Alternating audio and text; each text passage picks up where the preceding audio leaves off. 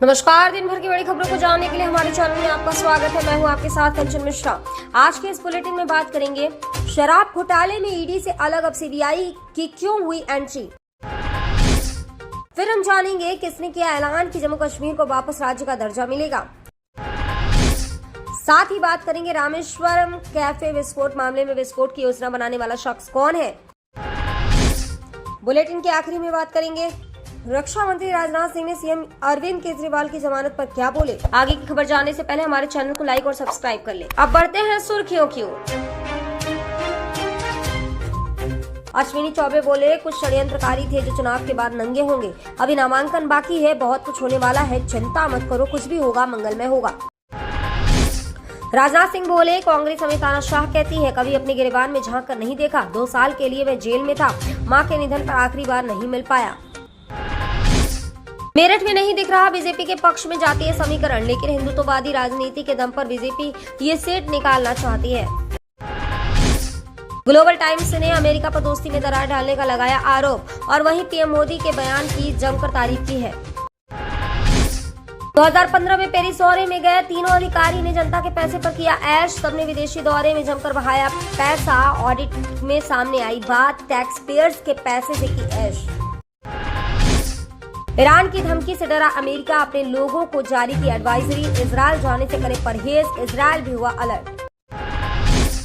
PM Modi ने तेजस्वी पर बोला हमला, कहा नवरात्रि में नॉनवेज खाते हैं और भावनाओं को ठेस पहुंचाते हैं। हालांकि तेजस्वी का दावा था कि वीडियो 8 अप्रैल का है।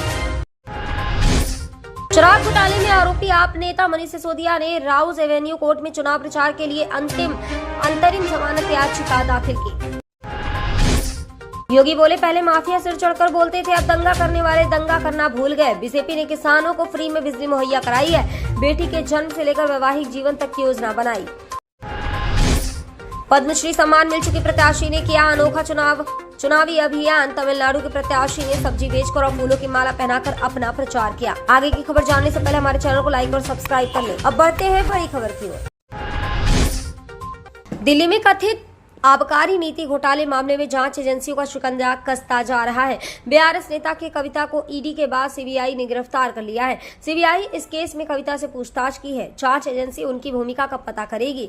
सीबीआई और ईडी ने इस केस के संबंध में एफआईआर दर्ज की थी। ईडी अपनी जांच में मनी लॉन्ड्रिंग के सबूत जुटा रही है। दिल्ली शराब घोटाले में फंसे नेताओं की मुश्किलें कम होने का नाम नहीं ले रही है। सीबीआई और ईडी के फेर में आए आरोपियों को जमानत मिलने का मामला पेचीदा हो गया है।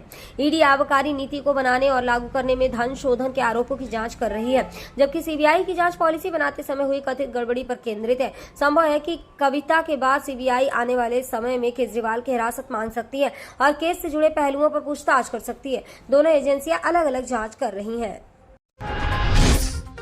प्रधानमंत्री नरेंद्र मोदी शुक्रवार को जम्मू कश्मीर के उधमपुर में रैली की। उन्होंने कहा कि वो समय दूर नहीं जब जम्मू कश्मीर में भी विधानसभा के चुनाव होंगे। जम्मू कश्मीर को वापस राज्य का दर्जा मिलेगा। आप अपने विधायक मंत्रियों से अपने सपने साझा कर सकेंगे।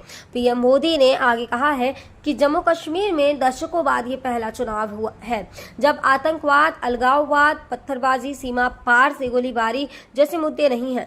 तब माता वैष्णो देवी यात्रा हो या अमरनाथ यात्रा, ये सुरक्षित तरीके से कैसे हो, इसको लेकर चिंता होती थी। आज स्थिति एकदम बदल गई है। आज जम्मू कश्मीर में विकास भी हो रहा है और विश्वास भी बढ़ रहा है। इसलिए आज जम्मू कश्मीर के चप्पे चप्पे से एक ही गूंज सुनाई दे रही है, फिर एक बार मोदी सरकार। पीएम ने आगे कहा है कि कांग्रेस कहती है कि राम मंदिर बीजेपी के लिए चुनावी मुद्दा है। राम मंदिर ना चुनाव का मुद्दा है और ना होगा। राम मंदिर का संघर्ष तो तब से हो रहा था जब भाजपा का जन्म भी नहीं हुआ था। राम मंदिर का संघर्ष तो 500 साल पुराना है, जब चुनाव का कोई नामो निशान नहीं था। रामेश्वरम कैफे विस्फोट मामले में एनआईए को बड़ी सफलता मिली है। एनआईए टीम ने भगोड़े अब्दुल मतीन ताहा और मुसाविर हुसैन शाजिब को कोलकाता के पास उसके ठिकाने का पता लगाकर पकड़ लिया है। बता दें कि मुसाविर हुसैन शाजिब और वह आरोपी है जिनमें कैफे में आईईडी रखा था और अब्दुल मतीन ताहा विस्फोट की योजना बनाने वाला शख्स है। उसी ने इस ब्लास्ट को अंजाम देने और उसके बाद भागने के पीछे की योजना बनाई थी। आज सुबह ही एनआईए की टीम ने कोलकाता के पास फरार आरोपियों का पता लगाया। टीम को जानकारी मिली थी कि दोनों आरोपी पहचान छिपा कर रह रहे हैं। एनआईए ने पहले बेंगलुरु के रामेश्वरम कैफे में विस्फोट के संबंध में हमलावर के बारे में जानकारी देने वाले 10 लाख रुपए का इनाम घोषित किया था। एजेंसी ने इस बात पर भी जोर दिया कि सूचना देने वालों की पहचान की गोपनीयता बनाई रखी जाएगी। दिल्ली के मुख्यमंत्री अरविंद केजरीवाल की गिरफ्तारी के बाद से आम आदमी पार्टी यानी आप लगातार बीजेपी पर हमलावर है। इस बीच मामले पर प्रतिक्रिया रक्षा मंत्री राजनाथ सिंह ने दी है। एक इंटरव्यू में उन्होंने कहा है कि केंद्र की एनडीए सरकार ने दिल्ली के मुख्यमंत्री अरविंद केजरीवाल को गिरफ्तार कराने के लिए एजेंसियों का दुरुपयोग किया। ऐसा आरोप विपक्ष के द्वारा लगाया जा रहा है, जो पूरी तरह से निराधार है। उन्होंने आश्चर्य जताया है और कहा है कि यदि ऐसा है तो कोर्ट ने आपके संयोजक केजरीवाल को राहत क्यों नहीं दी।